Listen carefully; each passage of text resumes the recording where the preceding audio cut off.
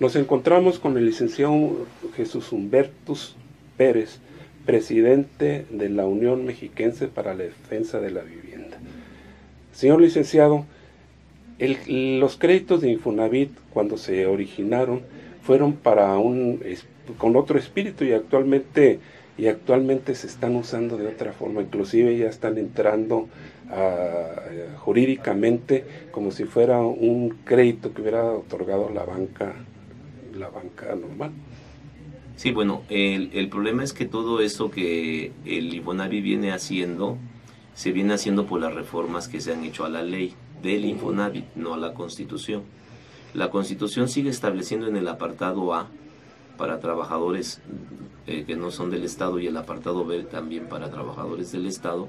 Uno atiende el Foviste, otro el Infonavit, en el sentido de que el instituto tiene que dar créditos baratos y suficientes. Nunca lo mandata a ir como los intermediarios financieros a establecer créditos comerciales como si fueran bancos de instituciones de banca múltiple. ¿Qué es lo que sucede? Que esa legislación ha permitido precisamente privatizar el derecho a la vivienda digna y decorosa del Infonavit. Ya sin embargo hay criterios de la Corte que dice que no se puede quitarle la vivienda a las personas porque el Instituto del Fondo Nacional de Vivienda de los Trabajadores Infonavit se creó para dar vivienda digna y decorosa. Y en la medida que transfieren a despachos particulares, venden la cartera al 20% del valor de los créditos o establecen despachos extrajudiciales como si fueran bancos, se está violando este precepto constitucional. Hay que hacerlo valer, porque desde las contestaciones del Infonavit se tiene que hacer este tipo de excepciones, que se está violando el derecho humano a la vivienda digna. Es correcto, un juez de primera instancia no va a versar sobre la constitucionalidad de los créditos, tendrá que irse hasta el caso de los tribunales en materia de amparo, pero esto nos permite crear las condiciones para que este tipo de demandas, cuando se hagan, el Infonavit vea que nosotros estamos recurriendo a una norma de normas que no permite ese tipo de violaciones. Pero la reforma, ¿a quién se la debemos? A Ernesto Zedillo, porque Ernesto Zedillo lo que hizo fue quitarle y estuvo bien, porque se le quitó a la CTM y a las organizaciones de obreros, se les quitó el control de las constructoras. Quien hacía las casas era Fidel Velázquez y sus constructoras, pero también orillaron al Infonavit a que ya no construyera viviendas, sino otorgara créditos. Y entonces el Infonavit pierde una de sus naturalezas, que debe ser retomado a construir viviendas. Eran mejores las casas del Infonavit de Foviste anteriores que hoy. Es decir, todo ese tipo de esquema de mercado, de bursatilización de la vivienda y darle un carácter de crédito, de mercado y no un carácter social, es la que ha venido imperando. Pero no va a ser fácil quitarle las viviendas a las personas, porque hay muchos recursos que se pueden utilizar. En el caso del Foviste hicieron lo mismo. El Foviste tuvo menos impacto en la construcción, sí construía, pero ¿qué fue lo que hizo? El Infonavit el Foviste utilizó intermediarios financieros, Sofoles. Dijo, yo no te puedo dar el crédito, espérate. Entonces, ¿por qué integró a Sofoles? Porque quien entró a dar parte del financiamiento del crédito de los trabajadores después de la reforma al Foviste y al Infonavit fueron las famosas Sofoles, que lo que hicieron fue bursatilizar y comercializar los créditos de estos dos grandes fondos que no tienen un carácter lucrativo en el carácter de lo que son las bancas, sino que tiene la legislación y la Constitución un espíritu, como bien usted lo dijo. Todos esos cambios los han hecho los secretarios de Hacienda para ahorrar dinero, o los presidentes en turno, pero sin reformar el texto constitucional. Si nosotros tenemos como referencia que eso no se debe hacer desde el marco constitucional, pues un juez de amparo nos va a dar esas resoluciones. Ya ahí le digo criterios. Uno de los criterios lo hizo la hija de la ministra Olga Sánchez Cordero, en el establecimiento de que estos créditos no pueden venderse y no se les puede dar un carácter de banca múltiple, porque se crearon para que los trabajadores tuvieran créditos baratos y suficientes y con viviendas dignas, ¿no?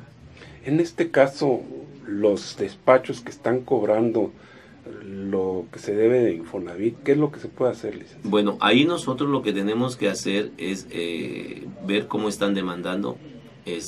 Otro de lo que pueden hacer las personas es establecer el fraude procesal, precisamente porque ellos saben que no se pueden reclamar esos créditos por esa vía, independientemente de que haya un incumplimiento y la figura de un crédito hipotecario, pero también el caso de que las casas están sobrevaluadas.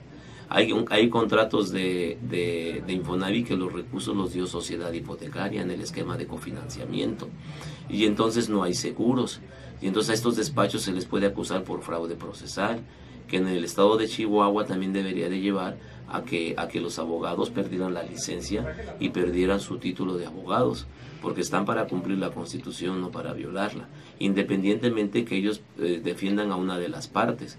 Pero muchos abogados saben que en esencia esos juicios entran del delito del fraude procesal, y había que denunciar por fraude procesal tanto al Infonavit como al grupo de abogados que asesora, ¿no? Así es como en el caso de los que adeudaban a los bancos, y que, como usted bien dice, el FOBAPROA ya los había absorbido. En este caso también procede el fraude procesal. Sí, claro, y entonces las personas que han perdido mucho dinero en estos juicios, porque se han quedado sin dinero muchas personas, que han sufrido muchos grandes juicios, cuando el crédito obviamente fue liquidado, ahí estamos ante un delito del fraude procesal, de un crédito que fue liquidado, pero sobre todo porque el verdadero otorgador del crédito, o quien otorga el crédito, sabía que no podía vender esa cartera, la vendió. Así que el intermediario que la compró y va continuando el juicio para ejecutar. ¿Qué es lo que pasó? Muchos juicios se quedaron a la mitad. Después del 2004, 2005 los reactivan. 2014, hay juicios del 96 que quieren ejecutar en 2015, imagínense qué barbaridad, ¿no? Y entonces la justicia no es pronta y expedita, ¿verdad? Es una justicia que se utiliza para que la gente pague algo que no debe pagar. Y entonces en esa venta que hicieron los bancos a las personas a las que nunca se les debió, porque se les liquidó con recursos del gobierno a través del FOBAPROA, establece el fraude procesal, porque están en la etapa de ejecutar una sentencia o concluir la audiencia de remate para después ejecutar la sentencia, rematar el inmueble y después ir al desalojo. Esa ejecución es totalmente el acto simulado para poder irse al fraude procesal, que ahorita vamos a entrar en ese caso con los 4 casos que tenemos de los créditos del FOBAPROA que ya se liquidaron. Así es. En este caso hay bancos que no solamente vendieron la cartera a un despacho, sino este despacho lo ha pasado a otro despacho y a otro despacho. Sí, eso se ha hecho porque el despacho primero que compró se dio cuenta que era difícil cobrar. Ellos ya ganaron un dinero y le venden al otro despacho. Y entonces los abogados saben que la ejecución de la sentencia se van a complicar, y ahora se les va a complicar más cuando nosotros hemos decidido al IPAB pedirle que nos dé la fecha de liquidación de estos créditos, el monto de cómo se liquidó, porque lo están pidiendo los propios titulares de los créditos. Y tercero, que nos digan la sesión que obtuvo el comité del FOBAPROA y en qué fecha, porque no nada más se hicieron así, se tuvieron que haber aprobado por comité y estar sacando todos los créditos. Aquí lo más grave es cómo los gerentes de las sucursales, teniendo archivados antes se archivaban, ahora todo está en computadora, teniéndolos en el UCB, dijeron, pues vamos a vender estos créditos, ¿no? Y entonces los bancos tuvieron una doble ganancia. Y al que se tendría que demandar por fraude procesal no es solo al que compró, sino al banco que vendió. ¿Sí? Y esos son delitos federales. ¿Sí? Y entonces, ¿qué es lo que sucede? Eso es parte de lo que ha sido el abuso del poder por la clase política, lo que decíamos anteriormente. Realmente el caso de la Cosa Nostra en Italia, pues hay un libro que se llama Gomorra. Este libro que se acaba de llevar a la cinematografía, pues es algo muy pequeño a lo que ha pasado en México, ¿no? Porque en México no se estableció un Estado de Derecho, se estableció una economía criminal que quien llega al poder ya no quiere bajarse de las estructuras. Y entonces el PRI sabiamente lo que hizo de manera negativa fue repartir el poder entre los 3 partidos a través de una serie de instrumentos de corrupción que ha llevado que las élites políticas en México ya no solo del PRI, esa fue la vieja historia del PRI, sino después del PRI se enriquezcan. ¿Por qué en materia de vivienda? Porque en materia de vivienda, el que hacía las viviendas de Infonavit, ¿se acuerda que antes sacar un crédito de Infonavit era muy complicado y del Fobista? Bueno, llega Fox y dice, ya llegó Santa Claus, vamos a dar muchos créditos. Pero quien va a hacer quien va a otorgar los créditos van a ser las Afores, que son amigos nuestros. Y entonces ahora de ahí sacan mucho dinero. ¿Para qué? Para que el dinero que se le va a dar a los titulares de los créditos sea un dinero que corrompa autoridades municipales, incumplimientos en materia urbana, sobrevaluación de las viviendas, falta de contratación de seguros, todo eso. Pero aquí hay un efecto también importante. Todas las casas del 2000 al 2006 que se crearon en varios conjuntos habitacionales, la única empresa que pintó fue Comex, cuyo concesionario mayoritario en México es el papá de Josefina Vázquez Mota. Y entonces Josefina Vázquez Mota y su familia se hizo riquísima, porque por eso fue secretaria de Desarrollo Social en el gobierno de Vicente Fox. Y entonces Josefina Vázquez Mota pues le aprendió como si fuera la tataranieta de Plutarco Elías Calles, ¿sí? O una modificación genética de los principios de Aaron Sainz. Por ejemplo, Aaron Sainz, un personaje que se hace rico, que tiene industria inmobiliaria, como bien conoce la historia el señor Marco Antonio Guevara de Abelardo Rodríguez.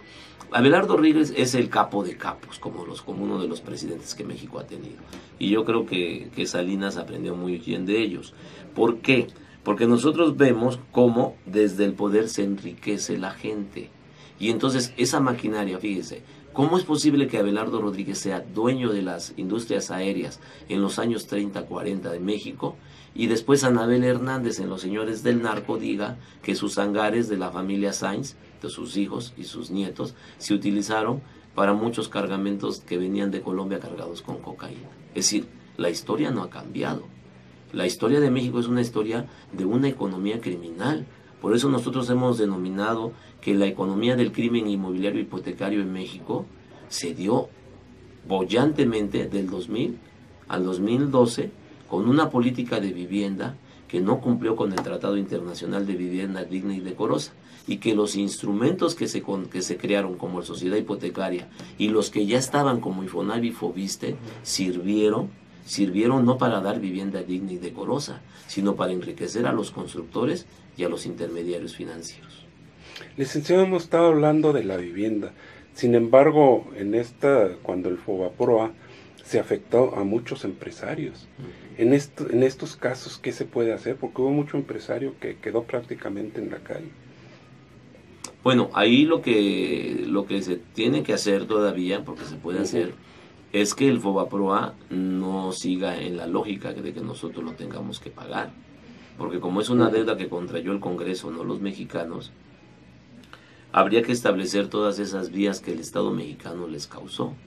Y el Pacto Internacional de los Derechos Económicos, ahí protege este tipo de casos. El Pacto Internacional de los Derechos Económicos, sociales, entramos nosotros, y culturales. Entonces es un pacto muy interesante que permite que en materia de afectaciones económicas los delitos o los actos jurídicos no prescriban, porque son violatorios de derechos humanos. Es decir, este pacto es muy interesante. Muy pocos han explorado el estudio de este instrumento que tendrían esos empresarios para cuestionar ese quebranto que han tenido, porque fue un beneficio para unos cuantos y se perjudicó, como siempre, a la mayoría de la clase empresarial honesta, trabajador, la pequeña industria. El sistema industrial de México está despedazado. ¿Y sabe por qué está despedazado el campo, la industria? Porque México es el centro de lavado mundial del dinero de las operaciones ilegales, ilícitas. Y ahí incluyen hasta la Casa Blanca, porque si una persona puede operar dineros de diferente procedencia y sobre todo lo que es el crimen, entonces cualquier presidente o familiar del presidente puede ocultar dinero y hacer todo este tipo de instrumentos ilegales, porque la unidad de inteligencia financiera es el nombramiento más importante de Hacienda para no investigar. Qué bueno que dice eso. Muchos empresarios están siendo utilizados por la unidad de inteligencia financiera para acusarlos de lavado de dinero, cuando muchos empresarios sí tienen su dinero ganado lícitamente. Yo vi 2 casos, después de que yo me pronuncié en la investigación por lavado de dinero, me buscaron 2 empresarios que tienen sus casas aseguradas en varias zonas importantes. Obviamente, yo sé que ellos no se dedican a operaciones ilegales, pero entonces, ¿cómo es posible que también este tipo de operaciones vayan a afectar a una clase empresarial? Porque en Chihuahua, como en muchos estados, hay riquezas bien habidas. Los que hicieron riquezas mal habidas, pues no la pueden ocultar porque se les ve desde la forma como gobiernan, ¿verdad? Así es. Ahí tenemos un ejemplo de los Vibriesca, por ejemplo. Sí, los Vibriesca, por ejemplo, ellos también compraron casas muy baratas que fueron liquidadas por el Fobaproa. Y entonces las sacaron a subasta, pero ¿por qué no las sacaron en verdaderas subastas? Y que verdaderos constructores hicieran esas viviendas. ¿Qué es lo que nosotros proponemos para la reforma que debe tener la vivienda en materia de derechos humanos? Que los recursos que Sociedad Hipotecaria están canalizando sean canalizados verdaderamente a constructores. Que los diseños habitacionales, de acuerdo al clima, al hábitat, por ejemplo, hay un blog que hace que esas casas no sean térmicas en Chihuahua, cuando haga calor y cuando haga frío. Bueno, entonces hicieron casas muestras para todo el país, ¿no? ¿Quiénes serían los mejores? Pues las escuelas de arquitectura. ¿Y sabe cuántos recursos autogenerados tendría la Universidad de Wash en materia de ingeniería civil y de arquitectos? Todos.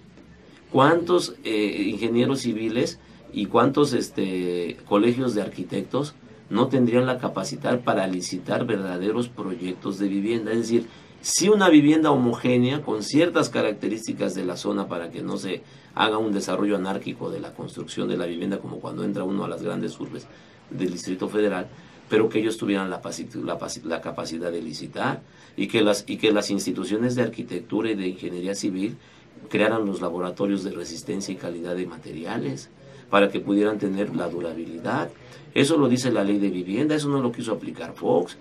La CONAVI no ha querido entrar a que se hagan estudios de laboratorio en todas y cada una de estas denuncias. Nuestra denuncia penal tiene la prueba del laboratorio de lo que es el block. Y entonces el block sí cumplió las especificaciones, pero en resistencia tienen el 60%, lo mismo que el piso que se cimentó o la losa donde se tiran las viviendas, ¿no? Y entonces demostramos que las casas que deberían de tener una habilidad de 60 años van a tener de 20 o de 30 años. O sea, eso no es posible, porque lo que usted hace dándole los recursos de vivienda a las entidades, teniendo los colegios obviamente muy bien fiscalizados, tendríamos casas muy baratas, bien hechas, porque tenemos cemento, tenemos mano de obra y sobre todo pagables, a ese concepto que le reclamamos a Peña Nieto, que si ellos tienen un contrato de 8 años, 5 de capital y 3 de intereses, ¿por qué no darles esquema a la gente? No condenarlos a pagar a 30 años, cuando a los 15 años ya se cansaron porque ya no pueden pagar, después viene un juicio, todo el dinero que pagaron no lo toman a cuenta y todavía le quitan la casa a la gente. Eso es verdaderamente inhumano, eso es verdaderamente violatorio del derecho humano a la vivienda digna y decorosa, los créditos en UDIs o los créditos impagables, como largo sea el crédito, ¿no? Así es. ¿Le gustaría agregar algo más, licenciado? Bueno, nada más agradecer a los medios de comunicación de Chihuahua, los más independientes como ustedes, que tenemos la oportunidad de decir lo que realmente está pasando en el problema de la vivienda. Ahorita va a haber 35,000 millones de pesos para el próximo año de vivienda y el Frente logró una cosa, un punto muy importante en la conciliatoria, que Sociedad Hipotecaria Federal tendría que crear las verdaderas unidades de evaluación para evitar que se repitan casos como los que pasó con el Frente Mexiquense. Esto es muy importante, porque ahora nosotros vamos a ser los garantes de que esos nuevos créditos no se sigan dando en el esquema de la sobrevaluación del valor de las viviendas. Porque no vamos a permitir, porque mire, con esos 35,000 millones de pesos en vivienda, haríamos viviendas maravillosas. ¿Cuántos estados de la República tenemos? 24, ¿ah? 32. Entonces tendríamos nosotros esa posibilidad de hacer llegar esos recursos, y son mucho dinero. Y entonces quitar el privilegio de las grandes desarrolladoras, ¿verdad? 31 estados y el Distrito Federal, esas grandes desarrolladoras tendrían ese beneficio. No, porque hay constructoras buenas en los estados, hay pensamiento arquitectónico de los estados muy importantes. No puede ser la misma formación de un arquitecto de Chihuahua que un arquitecto de Veracruz, donde las aguas y el problema del clima cada vez es más adverso también aquí, ¿verdad? Ayer decía una colega periodista, Georgina, de Acerto, que se dan ese tipo de cosas. Sí, por ejemplo, Ara trajo las casas y Urbi diga, hagan las casas igual que el Estado de México, igual que Quintana Roo. No, eso fue lo más poco sustentable en materia, porque además los ingenieros de nueva generación y los arquitectos tienen que tener una visión futura del cambio climático y de los nuevos materiales y las nuevas tecnologías que se tienen que aplicar en la construcción de esta vivienda. Porque lo que dejaron verdaderamente los gobernadores y presidentes municipales fue un tiradero en los conjuntos habitacionales. Y eso en México no se puede repetir, porque todos hablamos, nosotros nos solidarizamos con los padres de los desaparecidos de Ayotzinapa y vamos a seguir apoyándolos, pero también hay una verdad histórica de la vivienda en donde se han enriquecido los que siempre han controlado el poder en el país, los gobernadores y los presidentes municipales en turno. Ahora con el aderezo de que pues son de diferentes partidos políticos, ¿no? Le agradecemos al licenciado Humberto Pérez, presidente del Frente Mexicano para la Defensa de la Vivienda. Muchas gracias a ustedes. Para Noticias al Día, Héctor Bernal. Gracias.